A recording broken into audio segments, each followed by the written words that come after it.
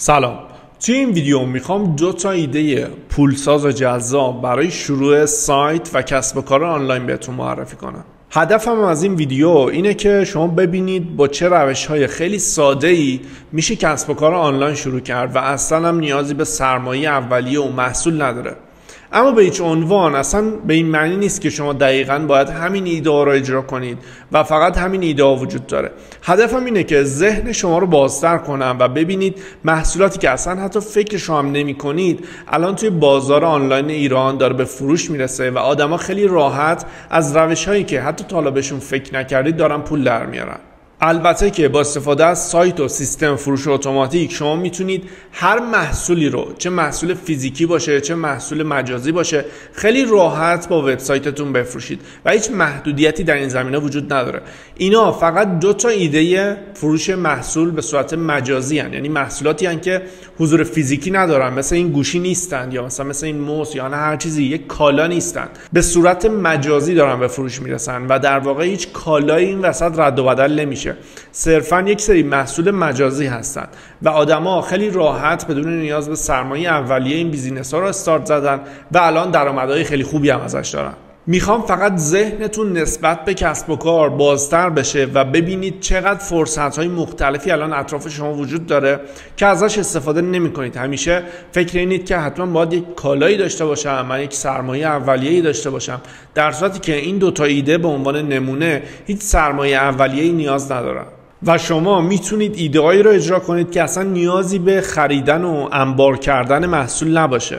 مثلا ما توی دوره سیستم فروش اتوماتیک روشی رو به بچه آموزش میدیم که میتونن به 3000 تا محصول جذاب و ترند دسترسی داشته باشن، اما اصلا نیاز نیست این محصولات رو بخرن، انبار کنن و بعد بخوام بفروشن. میتونن به صورت همکاری در فروش روی وبسایتشون این محصولات رو بارگذاری کنن، بفروشن و بعد که ثبت سفارش انجام شد اون تامین کننده محصول رو برای مشتری ارسال میکنه. اما توی این ویدیو میخوام 2 تا ایده بهتون بدم که کاملا مجازی هستند، یعنی حتی نیازی به همکاری در فروش هم نیست و همه چیز به صورت مجازی انجام میشه.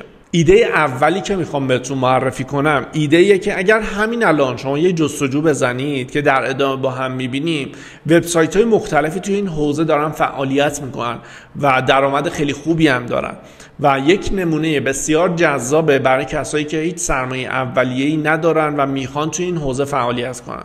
اما ایده چیه؟ ایده سایت‌های فروش اکانت‌های پریمیوم یا لایسنس‌های اپلیکیشن‌های مختلف. بریم با هم روی لپتاپ ببینیم. خب دوستان، بریم سراغ ایده اول. ایده اول گفتیم ایده فروش اکانت‌های ابزارهای مختلف و لایسنس اپلیکیشن است. اما حالا چه اپلیکیشنی؟ من میخوام یه دونه مثال واسهتون بزنم. مثلا سرچ کنیم خرید اکانت یوتیوب پریمیوم. مثلا اکانت یوتیوب پریمیوم، اینجا کلی سایت واسه ما میاره که دارن اکانت یوتیوب پریمیوم میفروشن.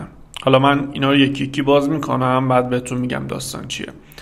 این سایت ها در واقع دارن اکانت یوتیوب پریمیوم رو به صورت اشتراکی به دیگران میفروشن. یعنی چی؟ یعنی به جای اینکه من برم مثلا $10 یا $20، حالا نمیدونم قیمتش چقدره، هزینه کنم که یک اکانت یوتیوب پریمیوم بخرم که احتمالاً هم میدونید توی ایران تحریمه و خیلی سخته خرید اکانت ابزارهای مختلف و به صورت دلاری هم هست. یعنی حتی اگر من بتونم بخرم هزینهش خیلی واسم زیاده. مثلا ماهی من بخوام 2 میلیون تومان هزینه کنم صرفا برای اکانت مثلا یوتیوب پریمیوم.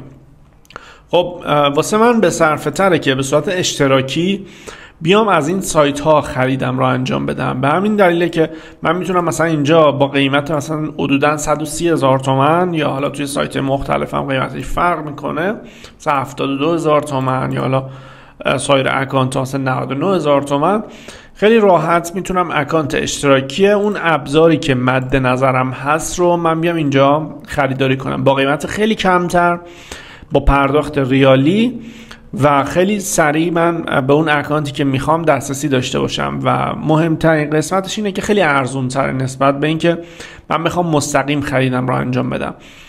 به دلیل وجود تحریمات توی ایران و اختلاف قیمت دلار و ریال الان این سایت ها دارن خیلی خوب میفروشن و واقعا هم درآمدشون خوبه. سایت های خیلی زیادی هم تو این حوزه الان فعال شدن. این که میگم خیلی زیاد، مثلا حدودا همین 7-8 تاییه که حالا توی صفحه اول گوگل شما مشاهده میکنید. یعنی هنوز بازارش اشباع نشده و خیلی جا داره که بشه از این بازار پول در آورد. تا جایی که من میدونم ماهیانه چند صد میلیون تومان دارن این سایت ها پول در میارن توی این حوزه. و میبینید فقط هم یک ابزار نیست، ابزارهای مختلف برای پلتفرم های مختلف، مثلا نمیدونم سرویس های ویدیویی مثل یوتیوب و حالا بریم ببینیم چه سرویس های دیگه داره، مثلا نتفلیکس داره، پرایم ویدیو داره، دیسنی داره و برای سرویس های آموزشی مثلا سرویس های صوتی، سرویس های گرافیکی، اینا اکانت ارائه میدن و عمدتاً هم به صورت اشتراکی هستن. یعنی همزمان مثلا 10 نفر دارن از این اکانت استفاده میکنن، اما خب یک جور این اکانت رو به شما تحویل میدن که شما فقط میتونید از بخش خودتون استفاده کنید. همه مثلا قابلیت های پریمیوم رو داره و هیچ محدودیتی از این بابت نداره، اما با قیمت خیلی پایین‌تر. مثلا من خودم اکانت اشتراکی آیکلود از این سایت ها خریدم، بذارید بیارمش، مثلا بخش فضای ابری اکانت آیکلود خریدم و هم واسه من خیلی به صرف است، هم واسه این سایت ها بالاخره این وسط سود داره و یک اکانت رو به چندین نفر ارائه میدن و مثلا اکانت های اپل رو به صورت فامیلی در واقع اد میکنن، منو عضو خانواده خودشون میکنن و اونجا مثلا آیکلود رو برای کل این خانواده به اشتراک میذارن. حالا اسکرینش رو من اینجا براتون میذارم. عمده اپلیکیشن ها به این صورته، به صورت اشتراکی اکانت ها رو در اختیار شما قرار میدن و شما میتونید استفاده کنید. منظورم اینه که شما میتونید یک همچین وبسایت رو راه اندازی کنید. ببینید محصول به عنوان محصول فیزیکی تو این سایت ها رد و بدل نمیشه، همه چیز یک اکانت، یک لینکی که به ایمیل شما ارسال میشه و اینجا میان یک اکانت رو میخرن، به 10 نفر این اکانت رو مثلا 1 ماه اجاره میدن. اینطوری هم واسه خودشون سود داره، همون 10 نفر سود کردن که نیازی نیست اکانت رو به صورت دلاری بخرن و درآمد فوق العاده ای هم داره با توجه به محدودیت هایی که تو ایران هست، با توجه به اختلاف قیمت ریال و دلار. واقعا یکی از حوزه‌ای که هنوز اشباع نشده و شما میتونید تو این حوزه وبسایت خودتون رو راه اندازی کنید. اینجا کلی سایت دیگه هم هست، میبینید ابزارهای مختلف داره و اکثرشون به صورت فامیلی شیر و اشتراکی هستن.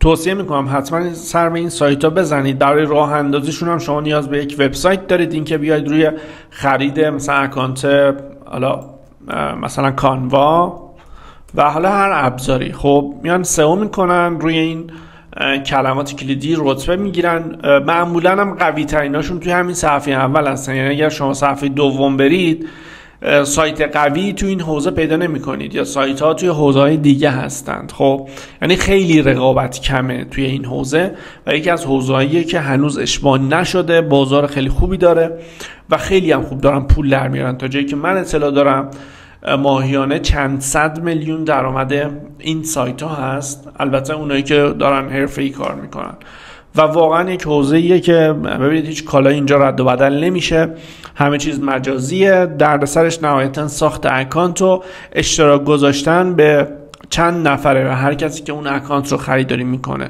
بعضی از اکانت ها رو فوری تحویل میدن، بعضیشون مثلا ممکنه 1 روز زمان ببره تا تحویل بدن، اما در هر صورت تحویل میدن و هم برای خودشون به صرف است هم برای خریدار. این یکی از حوزه‌ایه که خواستم با شما به اشتراک بذارم و ببینید ایده های اینجا وجود داره که شما حتی شاید بهشون فکرم نکرده باشید. ایده هایی هست برای پول درآوردن که حتی شما نمیدونید چنین سایتی وجود داره، نمیدونید از این روش هم میشه پول درآورد، اما همین الان سایت های مختلف، شرکت های مختلف دارن توی این حوزه کار میکنن. پس واقعا ایده زیاده. من حالا توی این ویدیو سعی میکنم 2 تاشو بهتون بگم، در آینده هم اگر استقبالتون خوب بود از این ایده ها بازم ایده هایی رو معرفی میکنم. اما میخوام بهتون بگم این یکی از حوزه‌ایه که میتونه سود خیلی خوبی به شما بده و دیگه خودتون باید هر کدوم از ابزارا رو اول ببینید چطوری باید بخرید. حالا من یک کوچولو اینجا بهتون تقلب میرسونم. مثلا از طریق اپ استور اپل میتونید بسیاری از این اپلیکیشن ها رو با استفاده از گیفت کارت خریداری کنید. از توی ایران حتی نیاز به VPN هم نداره و میتونید عمده این اکانت ها رو با استفاده از اپ استور خودتون بخرید و نیازی هم نیست همه رو خریداری کنید که هر موقع یکی اومد سفارش داد. نه، صبر کنید سفارش بگیرید، بعد خودتون اون اکانت رو بخرید بهشون تحویل بدید و روی اکانت های ابتدا سرمایه گذاری کنید که فروش بیشتری دارن. کم کم همینطور بیزینستون گسترده تر میشه و واقعا یکی از حوزه‌های بسیار پولسازیه که بهتون پیشنهادش میکنم. دیگه خودتون باید اینکه چطوری حالا من این اکانت رو بخرم یک کوچولو پیگیر باشید، متوجه میشید، یاد میگیرید چطوری با استفاده از مثلا اپ استور میتونید یک اپلیکیشن رو به صورت دلاری تهیه کنید.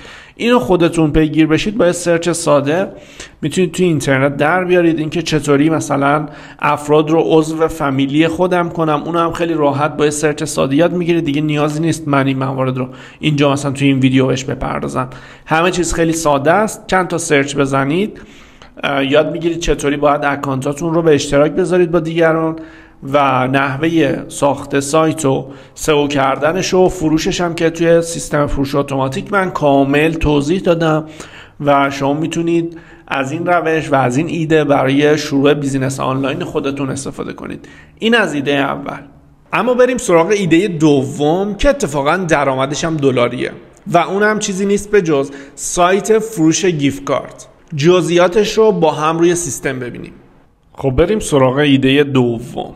ایده دوم چیزی نیست به جز سایت فروش گیفت کارت. مثلا چی؟ مثلا خرید گیفت کارت پابجی. احتمالاً پابجی رو میشناسید دیگه. حالا بازیایی مثل پابجی، بازی مثل کال آف دیوتی و حتی گیفت کارت اپل مثلا. حالا من بخوام واسهتون سرچ بزنم خرید گیفت کارت اپل. این حوزه‌ایه که به صورت دلاری درآمدش، یعنی کافیه شما وارد این سایت ها بشید و یه مقدار اسکرول کنید پایین ببینید گیفت کارت اپل رو و میبینید کلی هم گیفت کارت دیگه توی حوزه‌های دیگه داره، مثل گوگل پلی داره، ریزر گولد داره، یوسی پابجی داره، گیفت کارت استیم، گیفت کارت پلی استیشن، گیفت کارت نتفلیکس، گیفت کارت آمازون، گیفت کارت اسپاتیفای و واسه اکانت‌های مختلف اینجا گیفت کارت میفروشن این سایت ها. اما چطوری کار میکنن؟ مشتری خرید گیفت کارت پابجی رو سرچ میکنه یا خرید گیفت کارت اپل رو سرچ میکنه و از طریق سئو این سایت ها وارد سایت میشه و خب اینجا نسبت به نیازش یکی از این گیفت کارت ها رو خرید میزنه که قیمتش هم به صورت ریالی مشخصه. خرید میکنه و گیفت کارتش رو از این سایت دریافت میکنه. اما سود این سایت چیه؟ خب این سایت خودش این گیفت کارت رو از یک جایی تهیه میکنه، از سایت های خارجی با استفاده از کریپتوکارنسی، با استفاده از تتر، ارز دیجیتال این گیفت کارت ها رو میخرن و اینا در واقع سودشون روی خرید این گیفت کارت هست. مثلا گیفت کارت $9 رو خودش اونجا $8 خریده یا گیفت کارت $8 رو مثلا $7 خریده، گیفت کارت $10 رو مثلا $8.5 توی این سایت های خارجی میان با کریپتو میفروشن. پس سودشون روی خریده و باورتون نمیشه من ادمین سایت های گیفت کارتی بودم. یکی از سایت ها، حالا نمیگم کدومش، من ادمین یکیشون بودم. باورتون نمیشه روزانه هزاران خرید روی این سایت ها ثبت میشه، چند هزار سفارش و شما خودتون شاید تا الان مثلا گیفت کارت نخریده باشید ولی عمده خریداران این گیفت کارت ها گیمرها هستن، کسایی هستن که دائما مثلا گیم بازی میکنن، دائما نیازی به اکانت های مختلف اپلیکیشن ها دارن و میان سرچ میزنن خرید گیفت کارت مثلا اپل، خرید گیفت کارت پابجی، خرید گیفت کارت کال آف دیوتی، وارد این سایت ها میشن و گیفت کارت میخرن. روزانه چند هزار سفارش ثبت میشه. حالا چند هزار سفارش. فرض کنید مثلا من میگم اصلا 2000 سفارش. من دیدم این تعدادو توی یک سایت گیفت کارت روزانه 2000 تا سفارش ثبت میشه. نه $1 نه $2 که عمدتاً قیمت سودشون همینه، یعنی از یک گیفت کارت $10 مثلا $1 سود این سایته. خب اصلا من میگم 10 سنت. خب 2000 تا ضرب در 10 سنت روزانه $200 سود خالص این سایت هست. یعنی اگر ضرب در 30 کنید میشه ماهیانه $6000 سود میکنن با فروش گیفت کارت. و باورتون نمیشه چقدر تقاضا توی این حوزه وجود داره، چقدر آدما گیفت کارت میخرن. خیلی از مشتریاشون مشتری ثابتن، یعنی اینطور نیست که طیف گسترده ای از آدما، نه، اما همونایی که میخرن. مثلا طرف گیمر روزانه 10 تا گیفت کارت میخره، روزانه چند $100 گیفت کارت خریداری میکنه. هر چقدر این گیفت کارت ها بزرگتر باشه مبلغشون، سودش بیشتره. مثلا گیفت کارت $100 یه چیزی اولش 10 الی $20 سود خالصه. خب و کلی هم حالا توی حوزه‌های مختلف گیفت کارت میفروشن. این یک سایت دیگه‌شه به عنوان مثال، این یک سایت دیگه‌شه و واقعا حوزه پرسودیه و به صورت دلاری سود میکنن.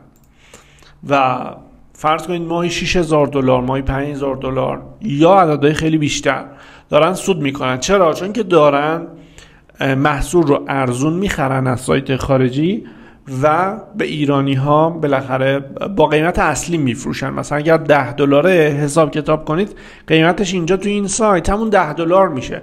اینا سودشون از روی خریده و واقعا رقم‌های خیلی خوبی دارن در میارن تو این حوزه. یکی از حوزه‌ای بسیار پرسوده و بسیار پرتقاضا. حالا احتمالاً این سوال واسه شما پیش میاد که حالا من کجا بخرم این گیفت کارت ها رو؟ من سایتی رو به صورت مستقیم الان بهتون معرفی نمی کنم، چون که بالاخره باید با دلار خریداری کنید، اما کافیه سرچ بزنید buy gift card with crypto. حالا غلط املایی هم داشتم. و اینجا کلی سایت هست که گیفت کارت رو با کریپتو، با ارز دیجیتال میفروشن. یعنی برای ایران نیازی به تحریم نداره، خیلی راحت با تتر یا مثلا با بیت کوین میشه اینجا گیفت کارت خریداری کرد با قیمت‌های ارزون. دیگه خودتون برید بررسی کنید ببینید کدوم سایت ارزون تر بهتون میده و با استفاده از ارز دیجیتال میتونید گیفت کارت بخرید، سایت گیفت کارت خودتون رو راه بندازید و به صورت دلاری میتونید سود کنید. یک نمونهش رو من براتون تخمینی حساب کردم، حالا سود خیلی بیشتر از اینه. من یک عدد خیلی منطقی رو واسهتون زدم. واقعا چند هزار سفارش داره ثبت میشه روی این سایت ها و نکته مهمش اینه که این سایت ها میان سئو میکنن. یعنی باید تمرکز روی سئو سایتتون باشه که توی نتایج گوگل رتبه بگیرید و اینجا سایت شما نمایش داده بشه و آدم‌ها از طریق گوگل شما رو پیدا کنن، اونجا ثبت سفارش بزنن. حوزه بسیار پرسودیه، خودتون بیشتر در موردش تحقیق کنید. من اینجا فقط سر نخ رو بهتون میدم دیگه، شما تا انتهاش برید ببینید چجوری از کدوم سایت میشه گیفت کارت خریداری کرد که ارزون تر باشه و دیگه نقل و انتقال و این موارد رو هم میتونید با ارز دیجیتال انجام بدید. حوزه بسیار پرسودیه، حتما بهتون پیشنهاد میکنم در موردش تحقیق کنید و اگر دوست داشتید وارد این حوزه بشید. من هدفم تو این ویدیو این بود که 2 ایده پولساز بهتون معرفی کنم. این فقط 2 مثال بود، وگرنه کلی محصول دیگر رو میشه به صورت مجازی فروخت. حالا یا شما میتونید توی این حوزه فعالیت کنید یا هر حوزه دیگه‌ای که برای خودتون فکر میکنید مناسب تره. مثلا توی سیستم فروش اتوماتیک ما اصلا یک کالای فیزیکی رو اونجا استارت زدیم بدون اینکه ما اصلا محصولی برای فروش داشته باشیم. اما بچه‌ها توی سیستم فروش اتوماتیک 0 تا 100 ماجرا رو دیدن که ما بدون اینکه 1 ریال برای یک محصول هزینه کنیم تعدادی محصول رو توی سایت خودمون فروختیم، بعد اون محصولات رو چطوری موجود میکنیم و برای مشتریان خودمون ارسال میکنیم. واقعا بیزینس الان دیگه همه چیز به خلاقیت خودتون بستگی داره. این که فقط بشینیم بگیم نمیشه، نمیدونم هیچ ایده‌ای برای شروع ندارم، اینطوری کار پیش نمیره. باید یه مقدار سرچ بزنید و از این ایده‌هایی که من توی کانال براتون قرار میدم استفاده کنید اگر دوست داشتید. من سعی میکنم هر از گاهی چنین ویدیوهایی براتون بگیرم و ایده‌های مختلف رو با هم بررسی کنیم، ببینیم کدومش جذاب‌تره، کدومش میتونه برای شما مناسب‌تر باشه و هر کدوم که دوست داشتید رو میتونید برای خودتون پیاده کنید. خب رفقا، اینم از 2 تا ایده جذاب برای شروع وبسایت بدون نیاز به سرمایه اولیه و محصول. امیدوارم این ویدیو رو دوست داشته باشید. حتما نظراتتون رو توی بخش کامنت برام بنویسید، ویدیو رو لایک کنید و برای کسایی که فکر میکنید به دردشون میخوره ارسال کنید. در ضمن کانال یوتیوبمون هم حتما سابسکرایب کنید تا ویدیوهای بعدی رو از دست ندید. موفق و پیروز باشید و فعلا خدا نگهدار.